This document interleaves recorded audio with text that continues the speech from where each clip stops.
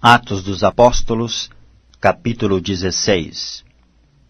E chegou a Derbe e Listra, e eis que estava ali um certo discípulo, por nome Timóteo, filho de uma judia que era crente, mas de pai grego, do qual lhe davam bom testemunho os irmãos que estavam em Listra e em Icônio. Paulo quis que este fosse com ele, e tomando-o, o circuncidou, por causa dos judeus que estavam naqueles lugares, porque todos sabiam que seu pai era grego. E quando iam passando pelas cidades, lhes entregavam, para serem observados, os decretos que haviam sido estabelecidos pelos apóstolos e anciãos em Jerusalém. De sorte que as igrejas eram confirmadas na fé, e cada dia cresciam em número. E passando pela Frígia e pela província da Galácia, foram impedidos pelo Espírito Santo de anunciar a palavra na Ásia. E quando chegaram a Mísia, intentavam ir para a Bitínia, mas o Espírito de Jesus não lhe permitiu. E tendo passado por Mísia, desceram a Troas. E Paulo teve de noite uma visão, em que se apresentou um varão da Macedônia e lhe rogou, dizendo: Passa a Macedônia e ajuda-nos. E logo depois desta visão, procuramos partir para a Macedônia, concluindo que o Senhor nos chamava para lhes anunciarmos o Evangelho. E navegando de Troas, fomos correndo em caminho direito para a Samatrócia, e no dia seguinte para Nápoles. E dali para Filipos, que é a primeira cidade desta parte da Macedônia, e é uma colônia, e estivemos alguns dias nesta cidade. E no dia de sábado saímos fora das portas, para a beira do rio, onde julgávamos ter lugar para oração, e assentando-nos, falamos às mulheres que ali se ajuntaram. E uma certa mulher, chamada Lídia, vendedora de púrpura, da cidade de Tiatira, e que servia a Deus, nos ouvia, e o Senhor lhe abriu o coração para que estivesse atenta ao que Paulo dizia. E depois que foi batizada, ela e a sua casa nos rogou, dizendo: Se haveis julgado que eu seja fiel ao Senhor, entrai em minha casa e ficai ali. E nos constrangeu a isso. E aconteceu que, indo nós à oração, nos saiu ao encontro uma jovem que tinha espírito de adivinhação, a qual, adivinhando, dava grande lucro aos seus senhores.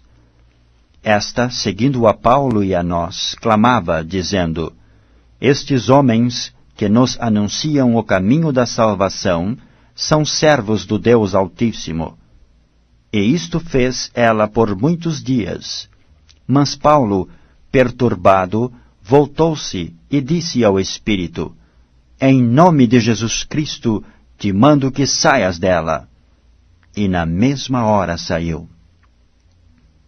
E vendo seus senhores que a esperança do seu lucro estava perdida, prenderam Paulo e Silas, e os levaram à praça, à presença dos magistrados. E apresentando-os aos magistrados, disseram: Estes homens, sendo judeus, perturbaram a nossa cidade, e nos expõem costumes que nos não é lícito receber, nem praticar, visto que somos romanos. E a multidão se levantou unida contra eles, e os magistrados, rasgando-lhes os vestidos, mandaram açoitá-los com varas. E havendo-lhes dado muitos açoites, os lançaram na prisão, mandando ao carcereiro que os guardasse com segurança. O qual, tendo recebido tal ordem, os lançou no cárcere interior, e lhes segurou os pés no tronco. E perto da meia-noite, Paulo e Silas oravam e cantavam hinos a Deus, e os outros presos os escutavam. E de repente sobreveio um tão grande terremoto que os alicerces do cárcere se moveram, e logo se abriram todas as portas, e foram soltas as prisões de todos. E, acordando o carcereiro, e vendo abertas as portas da prisão, tirou a espada e quis matar-se, cuidando que os presos já tinham fugido. Mas Paulo clamou com grande voz, dizendo: Não te faças nenhum mal, que todos aqui estamos. E pedindo luz, saltou dentro, e todo trêmulo se prostrou ante Paulo e Silas. E tirando-os para fora, disse: Senhores, que é necessário que eu faça para me salvar? E eles disseram: Crê no Senhor Jesus Cristo e serás salvo, tu e a tua casa. E lhe pregavam a palavra do Senhor e a todos os que estavam em sua casa. E tomando-os ele consigo naquela mesma hora da noite, lavou-lhes os vergões, e logo foi batizado, ele e todos os seus. E, levando-os à sua casa, lhe pôs à mesa, e na sua crença em Deus, alegrou-se com toda a sua casa. E sendo já dia, os magistrados mandaram quadrilheiros, dizendo: Soltai aqueles homens. E o carcereiro anunciou a Paulo estas palavras, dizendo: Os magistrados mandaram que vos soltasse. Agora, pois, saí e ide em paz. Mas Paulo replicou: Açoitaram-nos publicamente, e, sem sermos condenados, sendo homens romanos, nos lançaram na prisão, e agora encobertamente nos lançam fora? Não será assim. Mas venham eles mesmos e tirem-nos para fora. E os quadrilheiros foram dizer aos magistrados estas palavras, e eles temeram ouvindo que eram romanos. E vindo, lhes dirigiram súplicas, e tirando-os para fora, lhes pediram que saíssem da cidade. E saindo da prisão, entraram em casa de Lídia, e vendo os irmãos, os confortaram, e depois partiram. Atos dos Apóstolos, capítulo 17. E passando por Anfípolis e Apolônia, chegaram a Tessalônica, onde havia uma sinagoga de judeus. E Paulo, como tinha por costume, foi ter com eles, e por 3 sábados disputou com eles sobre as Escrituras, expondo e demonstrando que convinha que o Cristo padecesse e ressuscitasse dos mortos. E este Jesus, que vos anuncio, dizia ele, é o Cristo. E alguns deles creram, e ajuntaram-se com Paulo e Silas, e também uma grande multidão de gregos religiosos, e não poucas mulheres principais. Mas os judeus desobedientes, movidos de inveja, tomaram consigo alguns homens perversos dentre os vadios, e ajuntando o povo, alvoroçaram a cidade, e assaltando a casa de Jasón, procuravam tirá-los para junto do povo. E não os achando, trouxeram Jasón e alguns irmãos, à presença dos magistrados da cidade, clamando: Estes que têm alvoroçado o mundo, chegaram também aqui.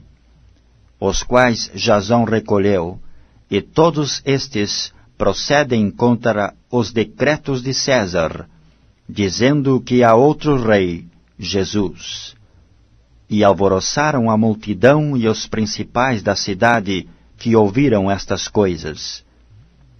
Tendo, porém, recebido satisfação de Jasón e dos demais, os soltaram. E logo os irmãos enviaram de noite Paulo e Silas e Bereia, e eles, chegando lá, foram à sinagoga dos judeus. Ora, estes foram mais nobres do que os que estavam em Tessalônica, porque de bom grado receberam a palavra, examinando cada dia nas Escrituras se estas coisas eram assim. De sorte que creram muitos deles, e também mulheres gregas da classe nobre, e não poucos varões. Mas, logo que os judeus de Tessalônica souberam que a palavra de Deus também era anunciada por Paulo em Bereia, foram lá e excitaram as multidões. No mesmo instante, os irmãos mandaram a Paulo que fosse até ao mar, mas Silas e Timóteo ficaram ali. E os que acompanhavam Paulo o levaram até Atenas, e recebendo ordem para que Silas e Timóteo fossem ter com ele, o mais depressa possível partiram. E enquanto Paulo os esperava em Atenas, o seu espírito se comovia em si mesmo, vendo a cidade tão entregue à idolatria. De sorte que disputava na sinagoga com os judeus e religiosos, e todos os dias na praça com os que se apresentavam. E alguns dos filósofos, epicureus e estoicos, contendiam com ele.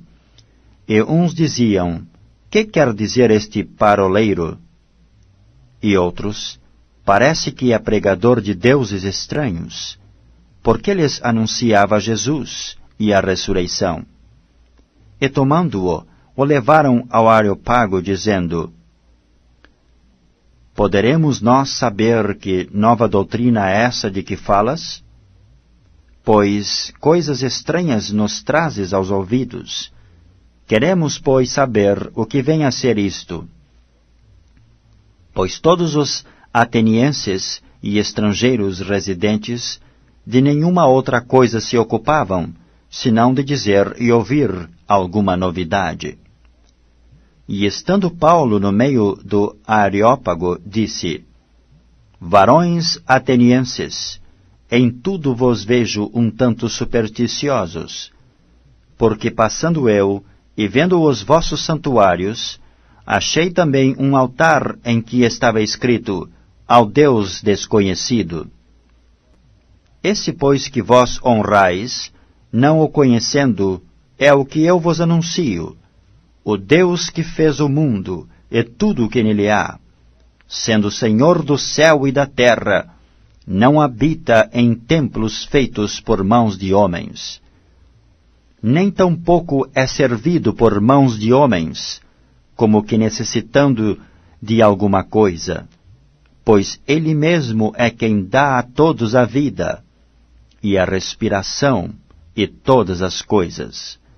E de um só fez toda a geração dos homens, para habitar sobre toda a face da terra, determinando os tempos já dantes ordenados, e os limites da sua habitação, para que buscassem ao Senhor, se porventura, tateando, o pudessem achar, ainda que não está longe de cada um de nós. Porque nele vivemos, e nos movemos, e existimos, como também alguns dos vossos poetas disseram, pois somos também sua geração. Sendo nós, pois, geração de Deus, não havemos de cuidar que a divindade seja semelhante ao ouro, ou à prata, ou à pedra esculpida por artifício e imaginação dos homens. Mas Deus, não tendo em conta os tempos da ignorância, anuncia agora a todos os homens e em todo o lugar que se arrependam. Porquanto tem determinado um dia em que com justiça há de julgar o mundo, por meio do varão que destinou. E disso deu certeza a todos, ressuscitando-os dos mortos. E como ouviram falar da ressurreição dos mortos, uns escarneciam, e outros diziam, acerca disso te ouviremos outra vez. E assim Paulo saiu do meio deles. Todavia, chegando alguns varões a ele creram, entre os quais foi Dionísio, Areopagita, e uma mulher por nome Damaris, e com eles outros.